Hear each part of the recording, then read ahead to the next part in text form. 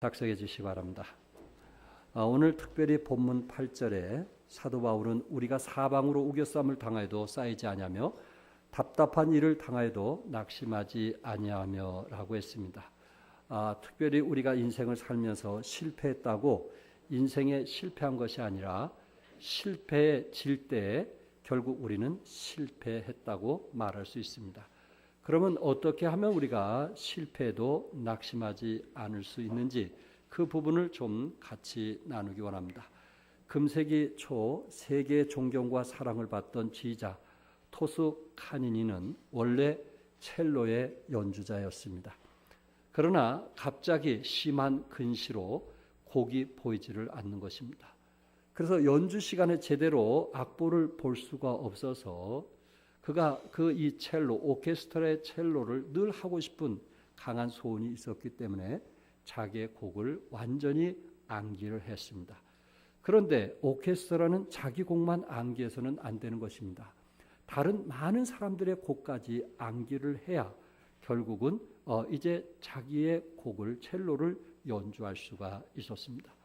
그래서 그는 이제 시력이 안 좋아서 어쩔 수 없이 하고 싶은 소원들 때문에 다른 사람들의 악기까지 모두 다 암기를 하고 그러고 첼로를 연주하게 되었습니다. 그러던 어느 날 악단의 그 지휘자가 병원에 갑자기 입원하는 바람에 이제 그 다른 사람을 초빙할 수 없는 그런 상황이 되었고 단원들 중에 누군가에게 지휘를 부탁해야만 했었습니다. 이때에 악보를 몽땅 외울 수 있는 사람은 토스카니니 한 사람뿐이었습니다. 그래서 그가 선발이 되었고 그는 지휘를 하게 되었고 결국 그는 세계적인 지휘자로서 새로운 장을 열게 되었던 것입니다. 만약 토스카니니가 그토록 시력이 나쁘지 않았다면 아마 그는 구라파의 한 첼로 연주자에 불과했을 것입니다. 시력이 나빠서 자기 악보를 이제 볼 수가 없어서 외워야만 되었고 다른 사람의 또한 악보를 외워야만 그는 자기 악보에 들어갈 때 들어갈 수가 있었기 때문에 다른 사람들의 악보까지 외웠던 계기가 결국은 세계 지휘자로 명성을 높이는 그런 사람이 되었다는 사실입니다. 이런 것을 볼 때 결국 항상 좋은 환경만이 잘 되는 것은 아니다. 이렇게 토스카니처럼 위기가 있고 어려움이 있을 때 그것을 잘 딛고 이겼을 때 오히려 더 명성을 얻는 훌륭한 지도자가 될 수 있다는 것을 말씀하고 있습니다. 여러분들이 알다시피 아담은 에덴 동산과 같은 좋은 환경에서 그는 이제 보내게 되었습니다. 그러나 그런 좋은 에덴 동산 같은 그런 좋은 환경에 있음에도 불구하고 그는 타락을 했던 것입니다.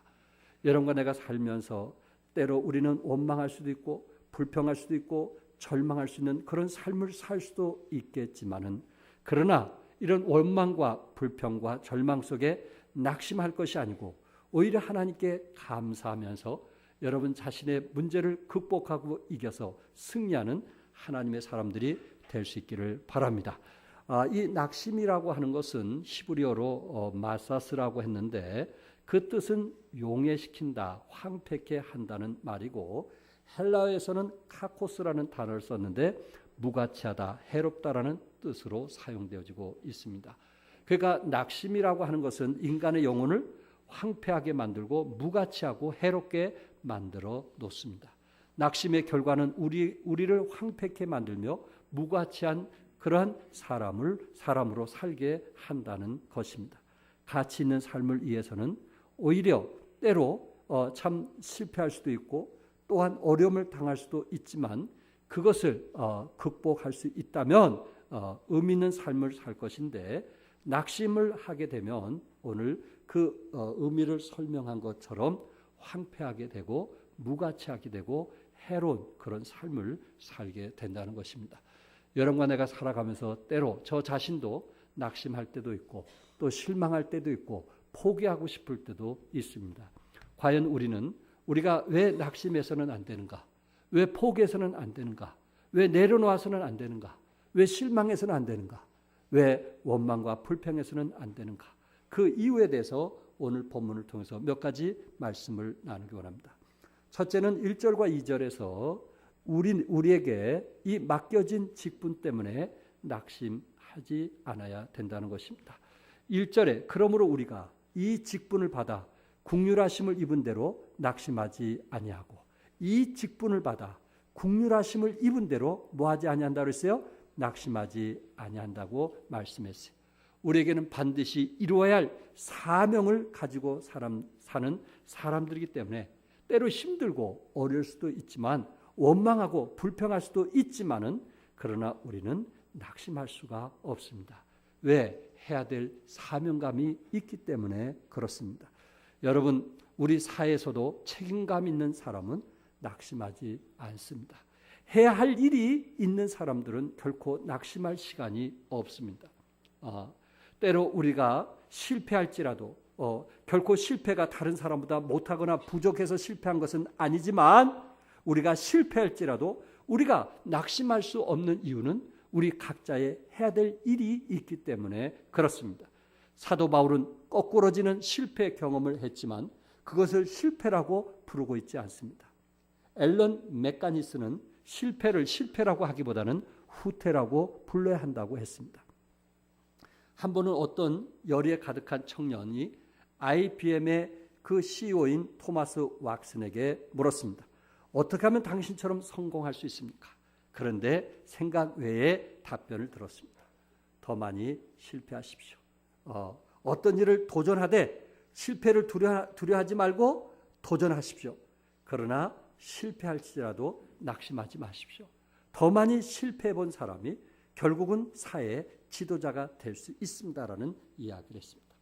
어떤 신학자는 하나님을 가리켜 하나님은 두 번째 기회를 주시는 하나님이라고 했습니다. 그래서 빌 게이츠 같은 사람도 미래로 가는 길이라는 책에서 내가 우리 회사에서 사람들을 고용할 때 이제는 되도록 실패 경험 있는 사람을 많이 쓰겠다라고 했습니다.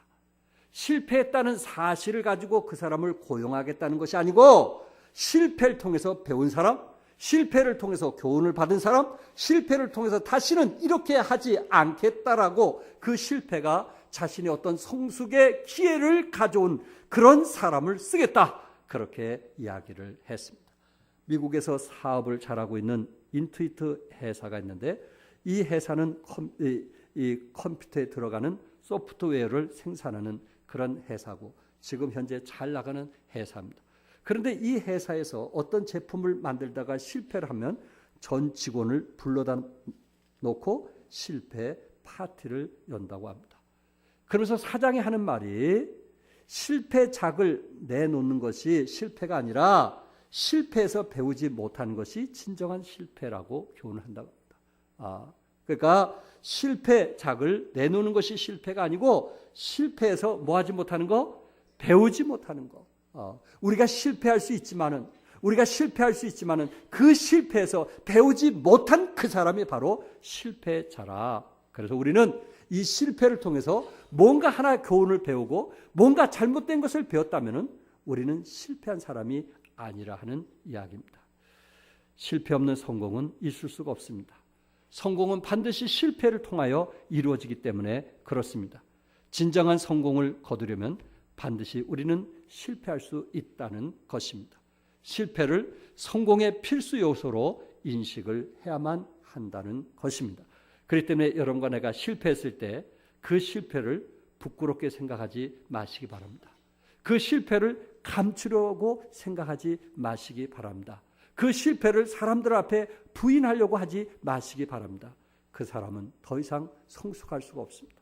그러나 실패를 인정하고 자기 잘못을 인정하고 자기 잘못을 사과할 수 있는 사람이라면 그 실패 속에서 그는 더 좋은 사람으로, 원숙한 사람으로, 신실한 사람으로 발전해 나갈 수가 있다는 사실입니다. 성도 여러분, 실패했을지라도 우리는 다시 일어날 이유가 무엇인지 아시겠죠? 하나님이 우리에게 주신 사명 때문에 그렇습니다. 하나님이 부르신 사명, 하나님이 택하신 이 사명 때문에 우리는 다시 일어나야 되고 낙심해서는 안 된다는 것을 성경은 우리에게 말씀하고 있습니다. 본문에서 주는, 바울을 통해서 우리에게 주는 교훈이 무엇일까요? 실패란 위대한 스승이라는 것입니다.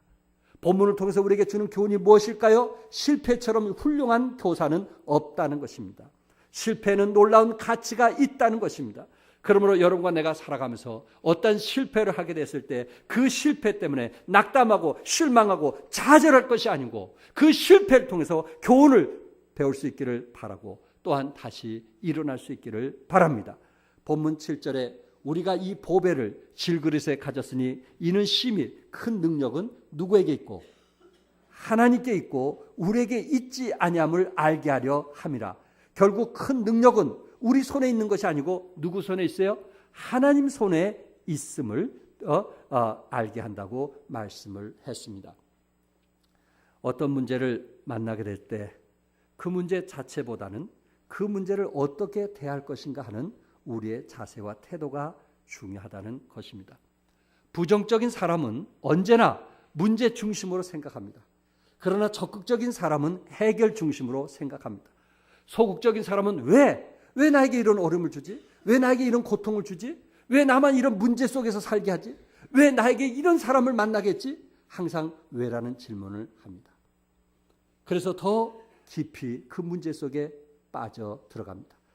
그러나 적어도 적극적인 사람은 어떻게라는 질문을 하게 됩니다.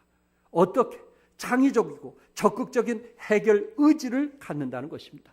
이 문제를 어떻게 하면 좋지? 이 문제를 어떻게 풀면 좋겠지? 이 문제를 어떻게 할 때 하나님이 기쁘시게 할까? 왜라는 단어보다는 어떻게라는 단어를 쓰는 긍정적인 사람이라는 것입니다.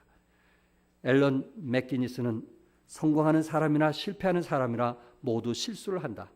그러나 차이는 성공하는 사람은 그것을 인정하고 그것으로부터 배운다. 그렇게 해서 성공하는 자가 되는 것이다. 실패를 인정하고 그리고 그것으로부터 배웁니다. 그러면 그 사람은 반드시 성공하는 사람이 되는데 실패하는 사람은 그 실패를 통해서 배우려고 하지 않는다는 것입니다. 모든 것을 내려놓고 다른 사람을 원망하고 다른 사람을 비난하고 다른 사람에게 때문에 그렇다고 이유를 댑니다.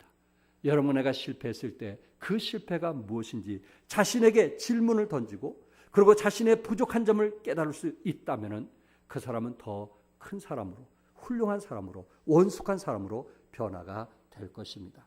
사랑하는 성도 여러분, 우리는 실패했을지라도 실망과 좌절하거나 낙심해서는 안 된 이유가 무엇이냐면은 하나님께서 아직도 우리를 필요로 하고 있다는 것입니다. 하나님께서 우리에게 주신 지상 사명이 우리에게 놓여 있다는 사실입니다. 아직도 우리는 말씀으로 다른 사람을 도와야 될 이유가 있고 아직도 우리는 세계 복음을 전할 이유가 있기 때문에 때로 여러분과 내가 낙심하고 실망하고 실패할 일이 있다 할지라도 그 안에서 교훈을 배우려고 해야지 그것 때문에 내려놓는 그런 여러분과 내가 되지 않기를 바랍니다.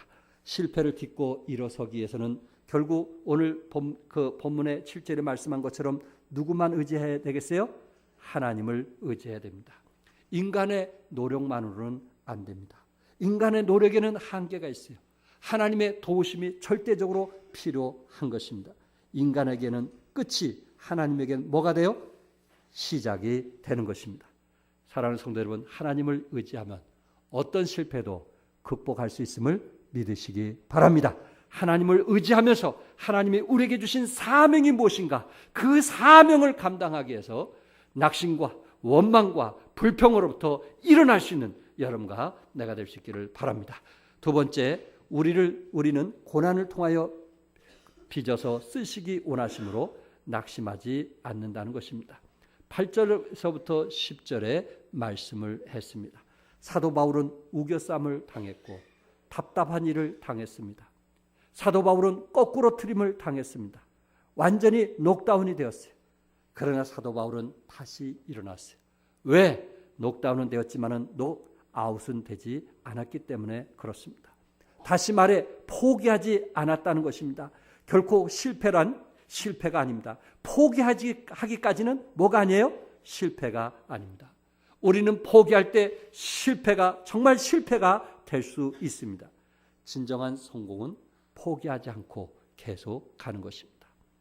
많은 것을 발명했던 또한 전구까지 발명했던 그 에디슨은 많은 사람들이 실패하는 이유는 그들이 성공 문턱에 와 있다는 사실을 깨닫지 못하고 중도에 포기하는 데 있다라고 했습니다. 조금만 더 계속하면 될 수 있는데, 조금만 더 힘을 내면 될 것인데 그 사람이 아예 포기하고 마는 것입니다. 어떤 전도인이 길 한 모퉁이에서 한 10여 년 이상 전도를 했어요. 그런데 아무 효과가 없는 거예요. 나이가 들고, 그리고 또 이 전도지 돈만 든다고 생각해서 그 일을 그만두고 이제 전도 생활을 멀리했어요. 5개월이 지난 후에 그 도로에, 자기가 전도했던 곳에 한번 가보니까 어떤 사람이 전도지를 들고 전도하는 거예요. 이게 웬일입니까? 그래서 그 사람에게 물었어요. 아니, 어떻게 당신이 전도할 수 있느냐 물었더니 자기가 몇 개월 전에 어떤 한 분을 통해서 전도를 받아서 복음을 듣고 구원을 받아가지고 너무 기뻐서 그 사람을 찾으러 왔는데 아무도 없길래 그 사람이 돌아가신 줄 알고 내가 그 사람 대신 복음을 전하겠다 하고 지금 복음을 전하고 있는데 당신이 그 사람이군요 하고 얘기한 거예요. 그가 이분은 10년을 했던 15년을 했던 그 전도가 결코 실패가 아님을 거기서 깨닫게 된 것입니다. 사랑하는 성도 여러분, 10월 13일 새생명 축제 기억하시나요? 우리가 복음을 전해서 저들이 오지 않는다 할지라도 결코 실패하지 않음을 믿으시기 바랍니다. 포기하지 않기를 바랍니다. 우리가 하는 일은 내가 믿고 있는 복음을 전하는 것입니다. 아멘. 산에 가든 어느 사무실에 가든 예수 믿으세요. 예수 믿고 구원 받으세요. 우리는 복음을 전해야만 되는 것입니다. 그것이 우리의 할 일이기 때문에 그렇습니다. 우리가 그리스도 안에 살아가면서 기도한들 뭐하나, 전도한들 뭐하나, 봉사한들 뭐하나, 내가 희생한들 뭐하나 하면서 그런 생각으로 비관하면서 살아가고 있지 않으십니까? 포기하지 않기를 바랍니다. 사도 바울은 사람이 감당하기 가장 힘든, 낙심할 만한 그런 모든 문제를 가지고 산 사람입니다. 매도 맞고 감옥에 가기도 하고 굶주리기도 하고, 사도 바울은 우리에 비하면 그분의 그 고난과 그 고통은 아무것도 아니에요. 사도 바울의 그 고난은 정말 바울의 고난에 비교하면 우리의 고난은 아무것도 아니에요. 바울은 낙심할 수도 있고 실망할 수도 있고 원망할 수도 있는 그런 삶임에도 불구하고 10절에 뭐라고 했어요? 다 같이 한번 읽겠어요. 다 같이 시작. 우리가 항상 예수 죽음을 몸에 짊어지면 예수의 생명이 또한 우리 몸에 나타나게 하려 함이라.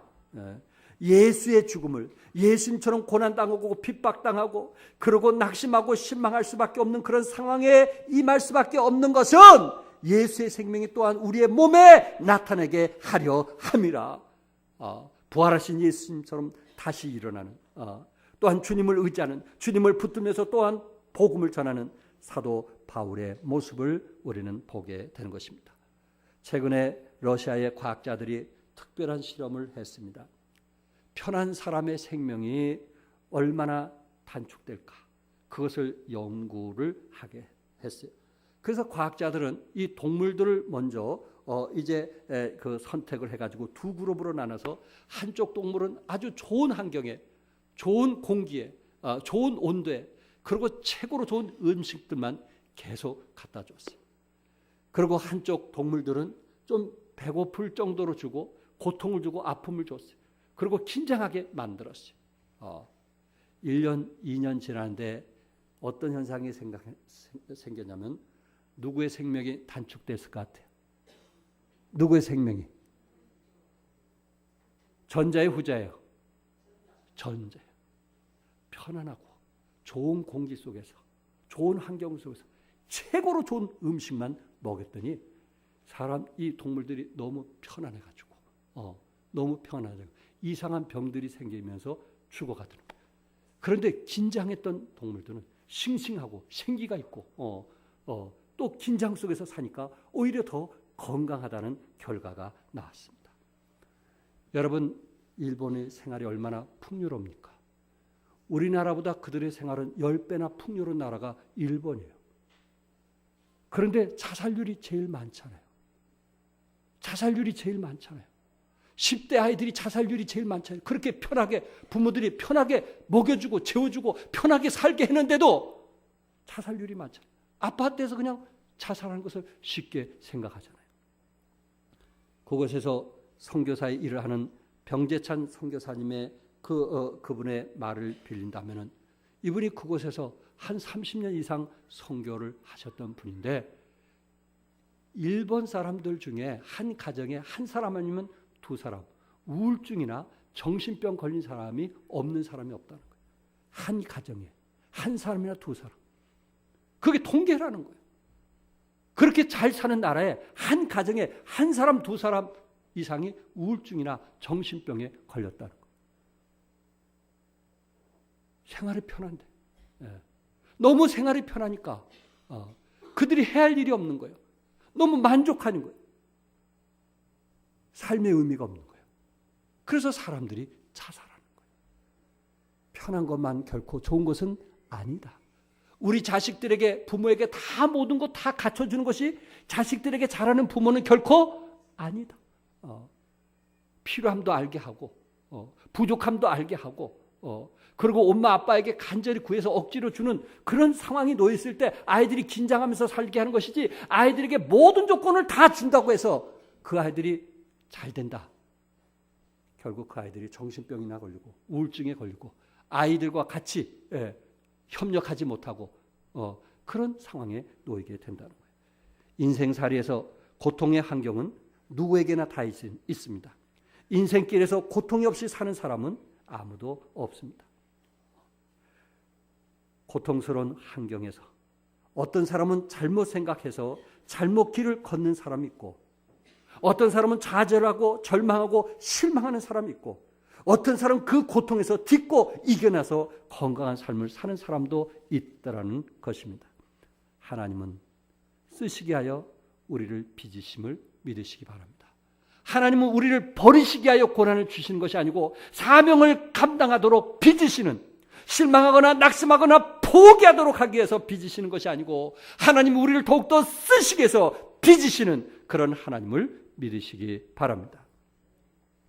영국의 처칠 수상이 명문 옥스퍼드 대학에서 졸업식 축사를 하게 되었습니다. 그는 이염 있는 이제 차림으로 식장에 나타났어요. 많은 사람들이 그를 열광적으로 환영을 했습니다. 그러면서 그가 축사를 할 때 그가 입을 열어서 첫 마디가 뭐냐면은 포기하지 말라. Never give up. 포기하지 말라. 그리고 조금 더 시간이 지난 후에 청중들이 조용할 때 그가 뭐라고 했냐면은 계속 never라는 단어를 썼어요. 포기하지 말라. 그리고 조금 더 지난 후에 다시 한번 마지막 큰 소리로 외쳤는데 never give up이라는 단어를 썼어요. never give up. 포기하지 말라. 포기하지 말라. 어떤 일이 있어도 포기하지 말라. 그리고 그의 축사가 마치게 되었을 때 천중들 모든 사람이 기립해서 그에게 박수를 쳤다고 합니다. 여러분, 여기에서 그가 말한 것 때문에 그를 기립해서 박수를 쳤을까요? 그렇지 않으면 처칠이라고 하는 그 수상의 그 삶 자체가 포기하지 않는 삶이었기 때문에 그 삶을 보고 모든 사람들이 일어나서 박수를 쳤을까요? 혹시 여러분들을 존중한다면, 여러분들을 사랑하고 있다면, 여러분 자신들이 하는 말 때문에 사랑할까요? 저 사람 말 잘하기 때문에 그 사람을 존중하고 사랑할까요? 그렇지 않으면 그 사람이 어떤 어려움과 힘든 부분이 있다 할지라도 포기하지 않고 끝까지 믿음을 지켰기 때문에 그를 존경하고 사랑할까요? 처칠 수상은 팔싹동이 조산아로 태어났습니다. 말 더듬이 학습 장애인으로 학교에서 꼴찌를 했고, 큰 체격과 쾌활한 성격 때문에 건방지고 교만하다는 오해를 받으면서 학생들에게 몰매를 맞으면서 성장했어요. 초등학교 학적 기록부에는 희망이 없는 아이로 기록이 되었고, 중학교에는 영어에서 낙제 점수를 받았고 3년이나 유급하였습니다. 캠브리지나 옥스퍼드에 입학할 수가 없어서 육군 사관학교에 입학을 했고, 사관학교에서 2차례나 낙방했습니다. 정치인으로 입문하는 첫 선거에서도 낙선하고 기자 생활을 하다가 다시 도전에 당선되었습니다. 노동당에서 21년 의정 생활을 하면서 사회 개혁을 주도했는데 오히려 실패와 패배가 거듭되므로 보수당으로 바꾸어 출마를 했지만 역시 첫 선거에서 낙선됐습니다. 하지만 그는 졸업 연설 내용대로 언어 장애를 극복했고 결코 포기하지 않고 열심히 노력해서 노벨 문학상 수상자가 되었고 세계대전 영웅도 되었고 위대한 정치인도 될 수 있었습니다. 처칠의 가장 큰 위기는 제2차 세계대전 때였습니다. 당시 수상이었던 그는 영국 의회에서 연설하면서 피와 흙과 눈물과 땀 위에는 내가 국민들에게 줄 것은 아무것도 없다라고 했고 또한 국기를 내리고 항복하는 일은 내 생에 절대 잊지 아니할 것이다. 바다에서도 대양에서도 싸우고 해안에서도 싸울 것이다. 결코 어떤 일이 있어도 포기하지 않겠다 하는 것이 그의 철학이었어요. 처칠은 결국 영국 모든 백성들에게 기도를 부탁하면서 포기하지 않고 전세를 역전시켜 결국은 대전을 승리로 이끄는데 일조의 영웅이 되었습니다. 어떤 어려움이 있어도 결코 포기하지 않기를 그는 원했고 어떤 아픔이 있어도 결코 낙심하지 않기를 원했고 어떤 고통이 있어도 결코 내려놓지 않았던 사람입니다. 이것이 우리 예수님이요 또한 이것이 예수님을 닮아가는 여러분과 나의 모습이 돼야 되지 않겠어요? 어떤 일이 있어도 뭐하지 않는, 포기하지 않는, 어떤 아픔이 있어도 뭐하지 않는, 포기하지 않는, 어떤 주위 사람으로 인해서 실망한 일이 있다 할지라도 포기하지 않는. 왜? 우리 주님이 우리와 함께 하시기 때문에 그렇습니다. 여러분 생에는 포기하지 않기를 바랍니다. 성경에 우리에게는 낙심해서는 안 되는 이유에 대해서 말씀하고 있습니다.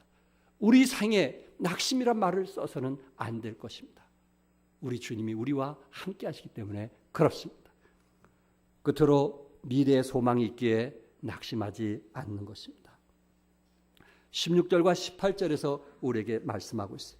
사람들이 쉽게 낙심하는 이유는 자기에게 주어져 있는 것을 바라보지 않고 자기에게 없는 것만 바라보기 때문에 그렇습니다. 사도 바울은 17절에 지극히 크고 영원한 영광에 중한 것이라 했어요. 지극히 크고 영원한 영광에 뭐하라고요? 중한 것. 오히려 잠시 받는 환난은 경한 것으로 봤고 오히려 지극히 크고 영원한 영광은 중한 것으로 보고 있습니다.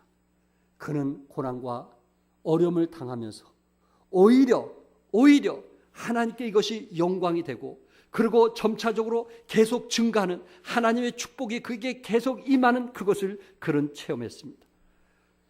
영원한 영광을 골로새 1장 5절에서는 너희를 위하여 하늘에 쌓아둔 소망으로 말미암아. 하늘에 쌓아둔 뭐라 했어요? 소망으로 말하고 있습니다. 18절에 우리가 주목하는 것은 보이는 것이 아니고 보이지 않는 것이라고 했어요. 여기서 주목이라는 단어는 원래 뜻이 눈을 고정시킨다는 거예요. 사도 바울이 눈을 고정시키는 것은 보이는 것이 아니고 보이지 않는 것이라고 했어요. 보이는 것은 잠깐이요, 보이지 않는 것은 영원함이라고 했어요. 왜 사도 바울은 우리 이상으로 고통과 아픔을 당하면서도 낙심하지 않냐고 실망하지 않냐고 이길 수 있었을까? 다시 일어날 수 있었을까? 그것은 보이는 것보다도 보이지 않는 것을 위해서 살았기 때문에 그렇습니다. 믿음의 조상 아브라함은 이 세상을 나그네와 행인으로서 살았다고 말씀하고 있어요. 왜 아브라함이 이 세상에서 나그네와 행인으로서 살았을까요? 그는 보이지 않는 하늘나라에 영원히 살 것을 알았기 때문에 그렇습니다. 히브리서 11장 16절 다 같이 한번 읽겠어요. 다 같이 시작.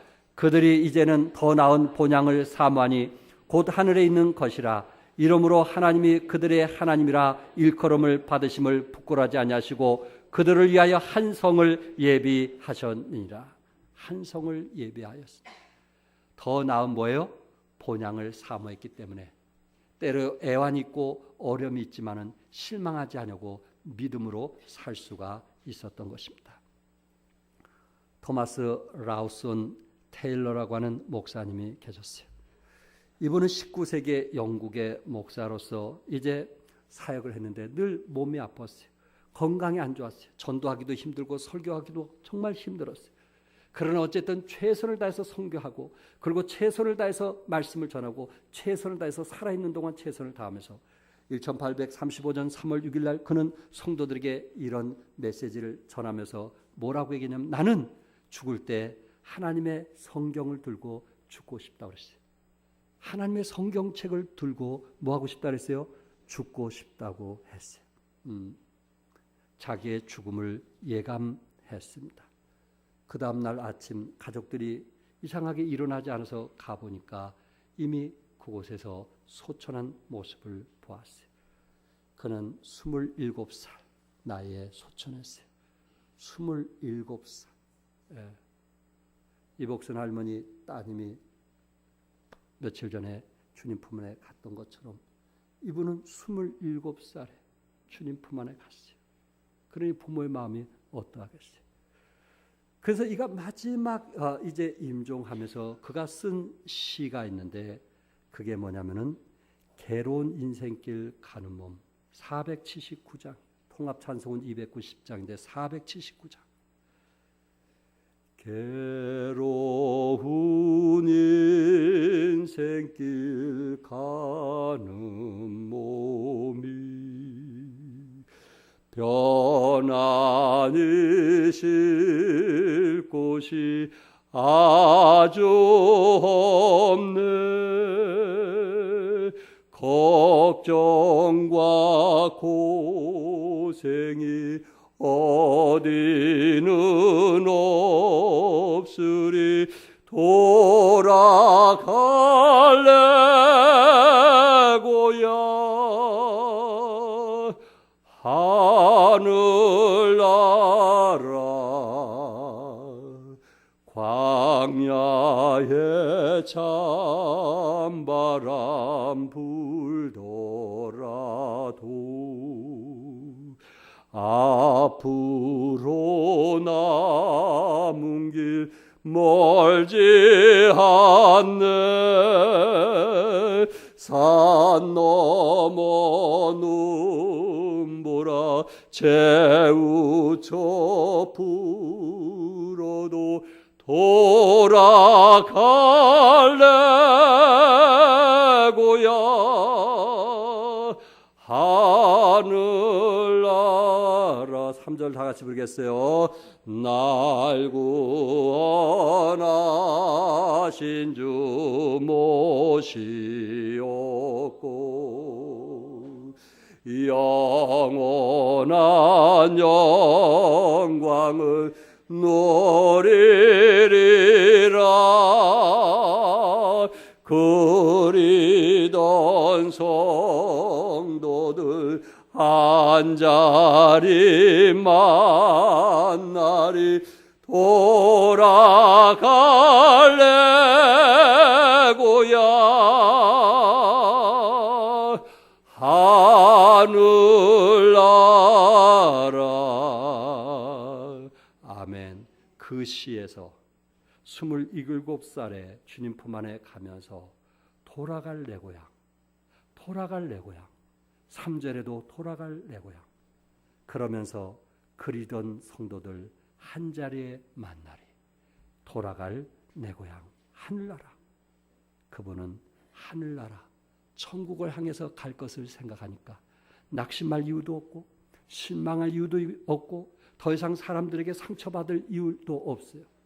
왜? 나의 소원은 어디에 있습니까? 하늘나라에 있기 때문에 그렇습니다. 히브리서 11장 믿음의 장에서 기록된 영웅들은 하나님이 우리를 위하여 더 좋은 것을 예비하셨다.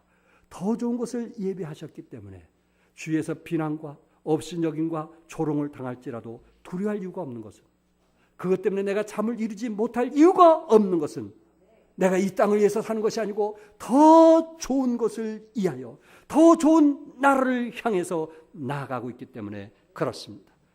더 좋은 본향, 더 더 좋은 영구한 산업, 더 좋은 기업을 기대하면서 사랑하는 성도 여러분, 침륜하지 마시고 낙심하지 마시고 실망하지 마시고 천국을 바라보며 살아가시기를 주님의 이름으로 축복합니다. 기도하겠습니다.